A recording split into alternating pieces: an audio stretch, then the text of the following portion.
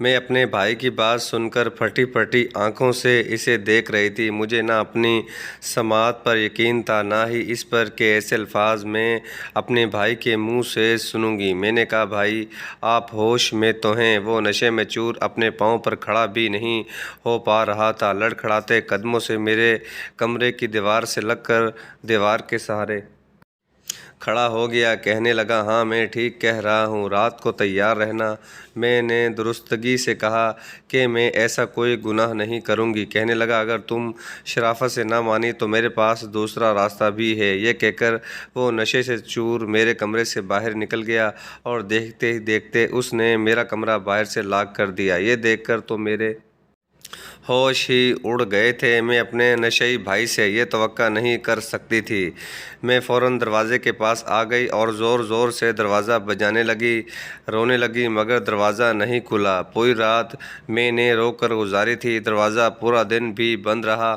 میں بھوکی پیاسی بار بار دروازہ پیٹتی رہی، لیکن کوئی بھی میری مدد کو نہیں آیا تھا، شاید اس لیے کہ میرا بھائی مجھے جس گھر میں لایا تھا یہاں قریب کوئی آبادی نہ تھی۔ مجھے نہیں پتہ تھا کہ وہ اپنے نشے کی لت پوری کرنے کے لیے اس حد سے بھی گر سکتا ہے، بہن بھائی جیسے پاکیزہ رشتے کی یوں دھجیاں اڑا سکتا ہے۔ یہ ایک سنسان سا علاقہ تھا، قریب کوئی گھر تعمیر نہیں تھے سوائے واحد اس ایک گھر کے۔ میرا بھائی جب مجھے یہاں دھوکے سے لے کر آیا تو میں نے کہا، آپ مجھے کہاں لے آئے ہیں؟ یہاں تو آبادی ہی نہیں ہے۔ وہ کہنے لگا، جبھی تو اتنا بڑا گھر اتنا سستا مل گیا ہے۔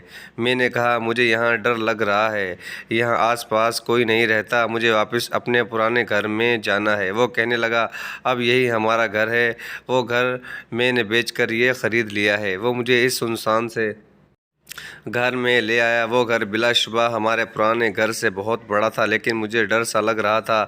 ابھی چند دن ہی تو ہوئے تھے ہمیں یہاں آئے ہوئے، تو بھائی نے اپنا اصل مقصد بھی بیان کر دیا۔ وہ مجھ سے بدکاری کروانا چاہتا تھا اور میرے پیسے سے اپنے نشے کی لت پوری کرنا چاہتا تھا، جو پرانے گھر میں ممکن نہیں تھا، کیونکہ وہاں پڑوس میں رہنے والے لوگ میری والدہ کی وفات کے بعد میرا بہت خیال رکھتے تھے۔ میں اسی وقت کمرے میں بند اپنی قسمت پر رو رہی تھی۔ بھوک پیاس کو برداشت کر کے میں نڈھال سی ہو گئی تھی۔ دن سے دوبارہ رات ہو چکی تھی کہ جب کمرے کا دروازہ کھلا، سامنے ایک پکی عمر کا شخص تھا، ہٹا کٹا۔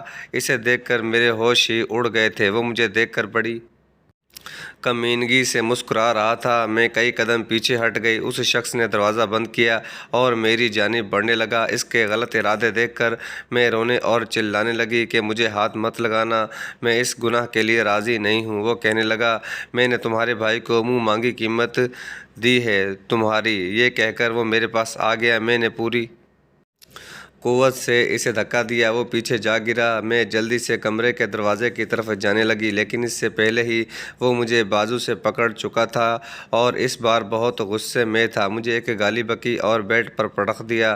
میرا سر بیڈ کے کنارے پر جا لگا تھا۔ میرا سر اس زور سے لگا تھا کہ مجھے چکر سے آنے لگے۔ کچھ میں 24 گھنٹوں سے بھوکی پیاسی تھی، خود میں اتنی ہمت نہیں رکھتی تھی کہ سامنے وحشی صفت انسان سے اپنے بچاؤ کے لیے لڑ سکتی۔ صبح کا سورج میرے لیے بربادی کا نیا سامان لے کر طلوع ہوا تھا۔ وہ شخص میرے منہ پر پیسے پٹک کر بڑی حقارت سے مجھے دیکھ کر کہنے لگا، بڑی اکڑ رہی تھی رات کو میرے سامنے، دیکھ لیا اپنا انجام، یہ مرد کا معاشرہ ہے۔ لڑکی تم جیسی لڑکیاں صرف بکنے کے لیے ہی ہوتی ہیں۔ آئندہ جب میں آؤں تو جھک کر میرے سامنے پیش آنا، ورنہ آج سے زیادہ برا حشر کروں گا تمہارا۔ وہ کمرے سے جا چکا تھا اور میرے آنسو میری آنکھوں سے بہہ کر تکیے بھگونے لگے تھے۔ اس شخص نے ایک وحشیانہ سلوک میرے ساتھ برتا تھا۔ میرے چہرے اور بازو پر اس نے جلتے سگریٹ بجھائے تھے۔ میں روتی چلاتی بلبلاتی رہی اور وہ میری اذیت پر کہے لگاتا رہا۔ کہنے لگا، یہ مجھے دھکا دے کر پیچھے گرانے کی سزا تھی۔ میرا جی چاہا زمین پھٹے اور میں اس میں سما جاؤں۔ میری سسکیاں پورے کمرے میں گونج رہی تھیں۔ میں بھوک اور اذیت کو سہ سہ کر بالکل نڈھال ہو چکی تھی۔ جب میرا گھٹیا بھائی میرے کمرے میں آیا۔ میرا بگڑا ہوا چہرہ دیکھ کر نظریں بدل گیا۔ میرے بیڈ پر بکھرے نیلے نوٹ دیکھ کر اس کی آنکھیں چمکی تھیں۔ اس نے کسی بھوکے کتے کی طرح سے وہ نوٹ جھپٹے تھے اور کمرے سے باہر نکل گیا۔ میرا کمرہ پھر سے لاک ہوا تھا، لیکن اس بار میں نے کوئی احتجاج نہیں کیا۔ مجھ میں اتنی سکت تھی کہاں بچی تھی۔ کچھ دیر بعد میرا بھائی عرفان میرے لیے ناشتے کی ٹرے لے آیا، پوریاں، چنے، چائے کی ٹرے میرے سامنے رکھ کر کہنے لگا کہ پیٹ بھر کے کھا لے، تیرے ہی پیسوں سے لایا ہوں۔ میرا جی چاہا اس کے منہ پر تھوک دوں یا وہ ٹرے اٹھا کر اس کے منہ پر پٹک دوں۔ میں نے تنفر سے اس کی طرف دیکھا جسے اپنے کیے پر ذرا بھی افسوس نہیں تھا، پھر مجھے چور آنکھوں سے دیکھ کر کہنے لگا، مجھے اچھا نہیں لگ رہا تمہیں یوں قید کر کے۔ اگر تم آرام سے میری بات مان جاتی تو مجھے یہ سب نہ کرنا پڑتا۔ میری آنکھوں سے آنسو بہہ رہے تھے۔ بہنیں تو بھائی کی عزت ہوتی ہیں یا اس کی غیرت ہوتی ہیں، وہ تو اپنی بہن کی جانب اٹھنے والی میلی آنکھ کو بھی پھوڑ دیتے ہیں، بھرے بازار میں لڑ پڑتے ہیں۔ یہ کیسا بھائی تھا جو بہن کے کمرے میں ایک غیر مرد کو خود لایا تھا، صرف چند ہزار کے نوٹوں کی خاطر۔ میری آنکھوں سے کئی آنسو بہہ کر میرے رخسار پر لگے زخم پر کسی نمک پاشی کی طرح سے لگے اور مجھے تڑپا گئے، لیکن یہ شاید میری اذیتوں بھری زندگی کی ابتدا تھی۔ اصل موت تو اس وقت ہوئی جب میرے سگے بھائی نے اپنا نشہ پورا کرنے کے لیے میرے ساتھ میرے والد کا انتقال اس وقت ہوا جب ہم دونوں بہن بھائی بہت چھوٹے تھے۔ میری ماں نے عدت بھی پوری نہیں کی تھی کہ لوگوں کے جھوٹے برتن مانجنے لگی تھی تاکہ ہمارا پیٹ بھر سکے۔ پورا دن اماں لوگوں کے گھروں میں کام کرتی، شام کو تھکی ہاری آتی تو گھر کے کام کاج کرنے لگتی۔ میں اس وقت 7 سال کی تھی، لیکن اپنی اماں کی خاطر میں نے اپنی عمر سے پہلے ہی گھر کے کام کاج سنبھال لیے تھے۔ عرفان بھائی اس وقت 10 سال کا تھا، لیکن کام کچھ نہیں کرتا تھا۔ جیسے ہی اماں کام پر جاتی وہ بھی گھر سے باہر نکل جاتا، پورا دن گلی کے آوارہ لڑکوں کے ساتھ گھومتا پھرتا رہتا۔ اماں کے گھر آنے سے پہلے گھر آ جاتا اور مجھ سے کہنے لگتا کہ اماں کو یہ مت بتانا کہ میں باہر گیا تھا، ساتھ ہی اپنی جیب سے مجھے ٹافی نکال کر دیتا۔ میں بھی خوشی سے رکھ لیتی اور اماں سے بھائی کی کوئی شکایت نہ لگاتی، مگر ایک بار جو میری آنکھوں نے دیکھا میرے ہوش اڑ گئے تھے۔ وہ 10 سال کا تھا۔ ایک بار رات کے وقت اماں گہری نیند سو رہی تھی جب میری آنکھ اچانک سے کھل گئی۔ میں نے دیکھا بھائی کی چارپائی خالی تھی۔ آدھی رات بھائی کہاں جا سکتا تھا؟ مجھے شروع ہی سے اپنے بھائی سے بے حد محبت تھی۔ ہم دو ہی تو بہن بھائی تھے، پھر بہنوں کو بھائی سے زیادہ محبت ہوتی ہے، یہ تو فطری سی بات ہے۔ میں کمرے سے دبے پاؤں باہر آئی تو بھائی صحن میں بچھی چارپائی پر بیٹھا سگریٹ پی رہا تھا اور ساتھ ساتھ کھانس بھی رہا تھا۔ میں یہ دیکھ کر دم بخود سی رہ گئی، اتنی سی عمر میں وہ سگریٹ پی رہا تھا۔ میں فوراً سے بھائی کے پاس آ گئی۔ وہ مجھے سامنے دیکھ کر بوکھلا سا گیا تھا، سگریٹ کے دھوئیں کی وجہ سے اس کی آنکھوں سے آنسو بہہ رہے تھے۔ مجھے دیکھ کر پہلے تو اس نے سگریٹ پیچھے چھپا لی، لیکن میں دیکھ چکی تھی۔ میں نے کہا، میں ابھی امی کو بتاتی ہوں کہ آپ سگریٹ پی رہے ہیں۔ میری بات سن کر بھائی کی رنگت اڑی تھی۔ انہوں نے فوراً سے سگریٹ بجھا دیا اور پھر مجھ سے کہنے لگے کہ تم میری پیاری بہن ہو، اماں سے کچھ مت کہنا، میں کل تمہیں 2 ٹافیاں لا کر دوں گا۔ میں فوراً سے مان گئی کیونکہ مجھے 2 فیس چاکلیٹ بہت پسند تھی۔ اس کے بعد تو بھائی اپنی اس روش میں بڑھتا ہی چلا گیا۔ پہلے سگریٹ کا عادی ہوا، اس کے بعد نشے کے سگریٹ پینے لگا۔ رات کو دیر سے گھر آنے لگا۔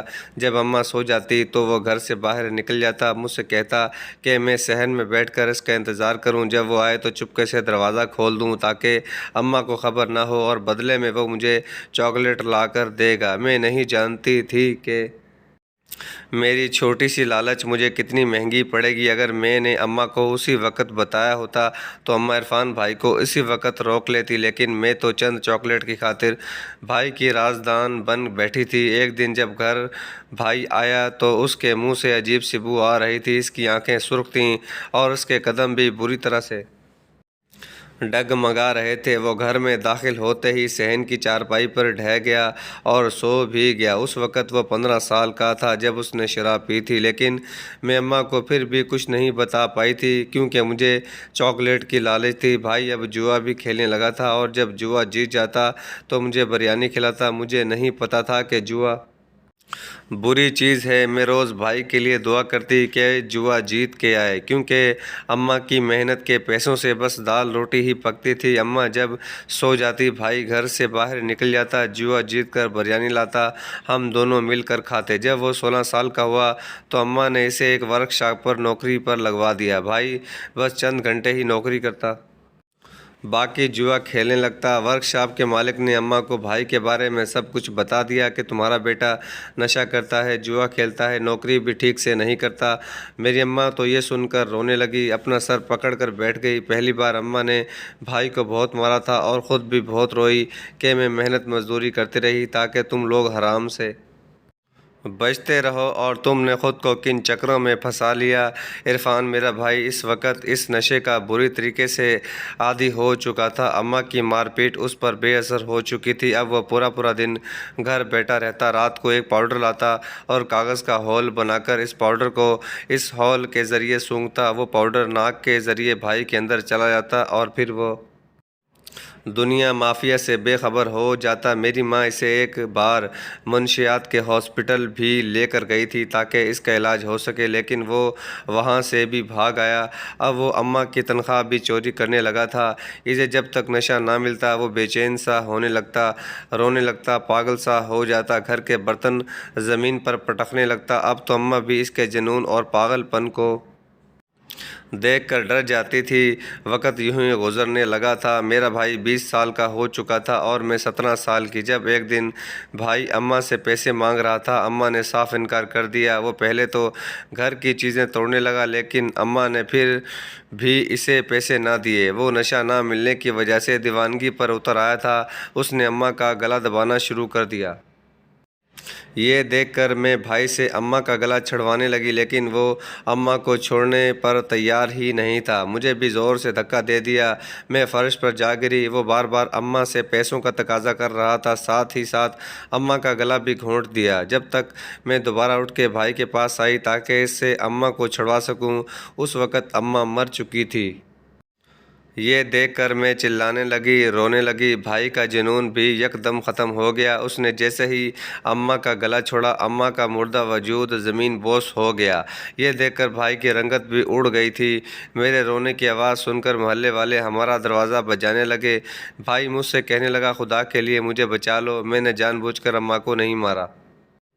मुझे तो खुद भी होश नहीं थी कि मैं क्या कर रहा हूँ। अगर तुमने मोहल्ले वालों को ये बता दिया कि मैंने अम्मा का गला घोंटा है तो ये मोहल्ले वाले मुझे पुलिस के हवाले कर देंगे और पुलिस मुझे फांसी चढ़ा देगी। क्या तुम मुझे मरता देख सकती हो? मैं अभी अम्मा के गम में तड़प ही रही थी, भाई को फांसी पर कैसे चढ़ा सकती थी? उस वक़्त वो ख़ुद से भी रो रहा था और उसने जो कुछ अम्मा के साथ किया वो वाकई जुनूनी कैफियत में था। मैंने इस बार भी अपने भाई की मान ली। उसके हर छोटे जुर्म पर जैसे बचपन में पर्दा डालती आई थी, अब बड़े जुर्म पर भी इज़्ज़त की चादर डाल दी और अपने होंठ सी लिए। लेकिन इसका सिला मुझे क्या मिला?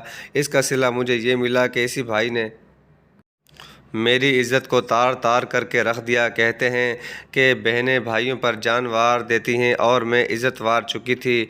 इसके नशे ने पहले मुझसे मेरी माँ छीनी और आज इज़्ज़त। वो मुझे इस मोहल्ले से निकाल कर इस बेअबान जगह पर ले आया, क्योंकि यहाँ मेरी आहवेजारियाँ सुनने वाला कोई नहीं था। मेरा भाई मेरे सामने नाश्ता रख के जा चुका था। मैंने रोते धोते अपने पेट की दोज़ख को भरा था। इससे पहले कि इरफान मेरे कमरे का दरवाज़ा लॉक करता, मैंने कहा, भाई मैं आपकी हर बात मानूंगी, दरवाज़ा लॉक मत करना। फिर यही हुआ था। इरफान मेरी तरफ से मुतमईन हो गया और चला गया। जब वो घर से बाहर गया तो मैं भी कमरे से बाहर निकल गई। मैं जानती थी कि वो अब बेज़मीर हो चुका है, इसीलिए मेरे पास एक ही रास्ता बचा था, वो ये कि मैं यहाँ से भाग जाती, क्योंकि मैं इस गुनाहों भरी ज़िंदगी नहीं गुजारना चाहती थी। मैं जानती थी कि वो रात को फिर किसी को अपने साथ ले आएगा और ख़ुद नशा करके सो जाएगा और वो लोग मेरी ज़िंदगी बर्बाद कर देंगे। इसलिए एक चादर ख़ुद पर ओढ़कर अपना चेहरा छुपाए मैं घर से बाहर निकल گئی۔ وہ ایک سنسان بیابان علاقہ تھا، مجھے یہ تک معلوم نہیں تھا مجھے جانا کہاں ہے۔ بس میں نے اپنا سفر شروع کر دیا۔ دوپہر سے رات ہو چکی تھی، لیکن میرا سفر تھا کہ ختم ہی نہیں ہو رہا تھا۔ مجھے وہاں کہیں دور دور تک آبادی نظر نہیں آ رہی تھی۔ رات کی سیاہی بھی چھا چکی تھی اور چل چل کر میرے پاؤں بھی شل ہو چکے تھے کہ مجھے سامنے مین روڈ نظر آ گیا، لیکن شاید اس وقت رات کافی ہو چکی تھی، اس لیے وہاں اکا دکا گاڑیاں ہی گزر رہی تھیں۔ مجھے نہیں معلوم تھا کہ میں جس گاڑی کو روک کر پناہ مانگوں گی، جب اپنا ہی گھر میرے لیے محفوظ پناہ گاہ نہیں رہا تھا، اپنا سگا بھائی ہی میرا محافظ بننے کے بجائے میرا دلال بن چکا تھا، تو کسی غیر پر کیا بھروسہ کرتی؟ میں انہی سوچوں میں گم سنسان سڑک کے کنارے چل رہی تھی جب ایک پولیس موبائل میرے پاس آ کر رک گئی۔ یہ دیکھ کر میں نے سکون کا سانس لیا تھا کہ اچھا ہے میں پولیس والوں کو مل گئی ہوں، اب میں اپنے بھائی کے بارے میں سب کچھ بتا دوں گی۔ وہ پولیس انسپکٹر مجھے سر تا پیر تک دیکھنے لگا، کہنے لگا، اے لڑکی، اس وقت یہاں اکیلی کیا کر رہی ہو؟ میں رونے لگی اور روتے ہوئے ساری بات اس انسپکٹر کو سنا دی۔ اس نے کہا، ٹھیک ہے، تم ہماری گاڑی میں بیٹھ جاؤ، کلیم تمہارے بھائی کو بھی گرفتار کر لیں گے اور ان لوگوں کو بھی جنہوں نے تمہیں برباد کیا۔ میں یہ سن کر خوش ہو گئی۔ میں نے کہا، آپ مجھے کسی دارالامان میں چھوڑ دیں۔ وہ کہنے لگا، ہاں ہاں، کیوں نہیں، میں اس پولیس موبائل کی فرنٹ سیٹ پر بیٹھ گئی، کیونکہ اس وقت اس پولیس موبائل میں بس وہی ایک آفیسر تھا جو گاڑی بھی خود چلا رہا تھا۔ کافی دیر گاڑی مختلف راستوں میں چلتی رہی۔ میرے ہوش اس وقت اڑے جب وہ پولیس موبائل اسی گھر کے سامنے جا کر رکی تھی جہاں میرے بھائی نے مجھے قید کر رکھا تھا۔ اس گھر کے باہر چند اوباش قسم کے مرد کھڑے تھے، عرفان بھی ان کے ساتھ موجود تھا۔ میں نے یہ دیکھ کر اس انسپکٹر کی طرف دیکھا جو کمینگی سے مسکرا رہا تھا۔ وہ گاڑی سے نیچے اترا اور ایک شخص سے کہنے لگا، سیٹھ لے آیا ہوں تیری لڑکی کو واپس۔ سالی خود کو بہت ہوشیار سمجھ رہی تھی۔ یہ سن کر میرا دماغ چکرانے لگا تھا۔ اس شخص نے گاڑی کا دروازہ کھولا اور مجھے بڑی بے دردی سے بازو سے پکڑ کر نیچے اتارا، پھر مجھ سے پھنکارتے ہوئے بولا کہ تو میرے قبضے میں ہے لڑکی، جہاں بھی بھاگ کے جائے گی یہیں واپس آئے گی، اور تیرے بھاگنے کی سزا جو تجھے آج ملے گی، تو اپنے لیے موت مانگے گی، موت۔ یہ کہہ کر اس نے مجھے میرے بے ضمیر بھائی کے سامنے اس پولیس والے کی جانب پٹخا۔ میں لڑکھڑاتی ہوئی اس کمینے کے پہلو سے جا لگی تھی۔ وہ شخص کہنے لگا، تو اسے یہاں واپس لایا ہے، اسی لیے پہلا حق تیرا ہے۔ میں یہ سن کر عرفان کو پکارنے لگی کہ وہ مجھے بچائے۔ شاید عرفان کے خون نے کچھ جوش مارنے کی کوشش کی تھی، لیکن اس شخص نے جیب سے ایک پڑیا نکالی اور عرفان کی طرف بڑھا دی۔ کہنے لگا، یہ پی اور دنیا پر بادشاہ بن جا۔ یہ کہہ کر وہ 4 افراد مجھے گھر کے اندر لے گئے۔ عرفان گھر سے باہر ہی تھا۔ گھر کا دروازہ بند ہو گیا۔ صبح میری حالت یہ تھی کہ مجھے اس کمرے سے بھی خوف محسوس ہو رہا تھا۔ کمرے میں ہلکی سی آہٹ بھی مجھے کانپ جانے پر مجبور کر رہی تھی۔ میرے ساتھ 4 لوگوں نے زیادتی کی تھی۔ اس کے بعد میں سمجھ چکی تھی کہ عرفان تو کسی کے ہاتھ کی کٹ پتلی بن چکا تھا۔ میں کسی بہت بڑے گینگ کے ہتھے چڑھ چکی ہوں۔ میرے لیے بھاگنا ممکن نہیں۔ میں نے جو انجام بھاگ جانے پر بھگتا تھا، میں نے یہ کوشش چھوڑ دی۔ وہ لوگ چور اور ڈاکو تھے جن کے گروہ میں پولیس کے چند اہلکار اور آفیسر بھی شامل تھے۔ وہ نشے کی لالچ دے کر عرفان سے چوری بھی کرواتے تھے اور قتل بھی۔ میرا بھائی بدمعاش بن چکا تھا اور ایک نشے کی پڑیا کی خاطر وہ ان کتوں کے تلوے چاٹنے کو بھی تیار ہو جاتا تھا۔ شاید نشہ ایسی ہی چیز ہے جسے لگ جائے اس کے ساتھ ساتھ اس کے گھر والوں کو بھی برباد کر کے رکھ دیتی ہے۔ میں نے اختلاف چھوڑ دیا تھا، اس لیے مجھ پر اب سختی بھی کم کر دی گئی تھی، مگر ایک دن ان لوگوں نے میرے بھائی کو نشہ نہیں دیا اور اسے ایک ایسی بات کہی کہ روح لرز جائے اور گھر میں بند کر کے چلے گئے۔ رات میں اس وقت عرفان تھا یا میں، وہ بار بار مین گیٹ پیٹ رہا تھا، کہہ رہا تھا کہ اگر اسے نشہ نہ ملا تو وہ مر جائے گا۔ وہ تڑپ رہا تھا، رو رہا تھا، لیکن آج مجھے اس پر ترس نہیں آ رہا تھا۔ کافی دیر وہ گھر کی مختلف چیزیں توڑتا رہا، پھر میرے پاس آیا، کہنے لگا، مجھے نشہ دو ورنہ میں مر جاؤں گا، مجھے کیسے بھی کہیں سے بھی نشہ لا کر دو۔ میں نے کوئی جواب نہیں دیا۔ اس وقت عرفان کی آنکھیں سرخ ہونے لگی تھیں، اس پر جنون سا طاری ہونے لگا تھا، ویسا ہی جنون جس سے اس نے اماں کو مار ڈالا تھا۔ میں یہ دیکھ کر گھبرا کر پیچھے ہٹ گئی۔ وہ کہنے لگا، مجھے نشہ چاہیے، مجھے نشہ دو ورنہ میں تمہیں نہیں چھوڑوں گا۔ میں نے اسے کہا، ٹھیک ہے، میں تمہیں نشہ دیتی ہوں، تم پہلے مجھ سے دور ہٹ کر سامنے کرسی پر بیٹھ جاؤ۔ وہ میری بات سن کر سامنے رکھی کرسی پر بیٹھ گیا۔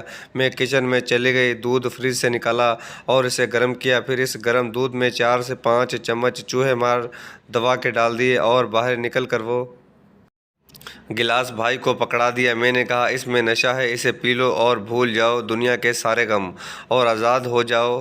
اس نے وہ دودھ کا گلاس ایک ہی گھونٹ میں پی لیا۔ کچھ دیر میں وہ سو گیا، پھر کبھی نہ اٹھنے کے لیے۔ آج میں یہ سن چکی تھی کہ وہ لوگ میرے بھائی سے کیا مطالبہ کر کے گئے تھے۔ وہ بدمعاش عرفان سے کہہ رہے تھے کہ اگر تمہیں نشہ چاہیے تو اپنی بہن کے ساتھ بدکاری کرو۔ یہ سن کر عرفان نے صاف انکار کر دیا تھا کہ وہ یہ کبھی نہیں کر سکتا، کیونکہ میں اس کی بہن ہوں۔ اسی لیے وہ اسے نشہ دیے بنا ہی چلے گئے، کیونکہ وہ جانتے تھے کہ نشے کی خاطر وہ کچھ بھی کر سکتا ہے۔ یہ ایک ایسی اذیت تھی جو میں برداشت نہیں کر سکتی تھی، اسی لیے میں نے ایک انتہائی قدم اٹھایا۔ وہ چوہے مار دوا میں نے آج ان لوگوں کی شراب میں ڈال دی۔ یہ زہریلی دوا میں نے ان لوگوں کے ڈرائیور سے یہ کہہ کر منگوائی تھی کہ گھر میں چوہے بہت ہو چکے ہیں، مجھے دوا ڈالنی ہے۔ وہ ایسی زہریلی دوا لائے جو 2 منٹ میں چوہوں کا کام تمام کر دے، اور ایسا ہی ہوا تھا۔ وہ لوگ واپس آئے تو میں عرفان کی موت پر رو رہی تھی۔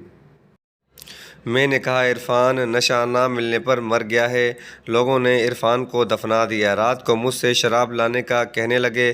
میں نے وہی شراب ان کے سامنے پیش کر دی جسے پیتے ہی آدھے گھنٹے میں وہ لوگ مر چکے تھے۔ مجھے اپنے عمل پر کوئی افسوس نہ تھا۔ میں گھر سے باہر نکل گئی اور دارالامان چلی گئی اور اب یہاں اپنی باقی کی زندگی گزار رہی ہوں۔ مجھے بس اس وقت کا افسوس ہے جب عرفان نے پہلی بار سگریٹ پیا تھا اور میں نے اس بات کو راز رکھا۔ اگر میں اسی وقت اماں سے کہہ دیتی تو شاید حالات آج ایسے نہ ہوتے۔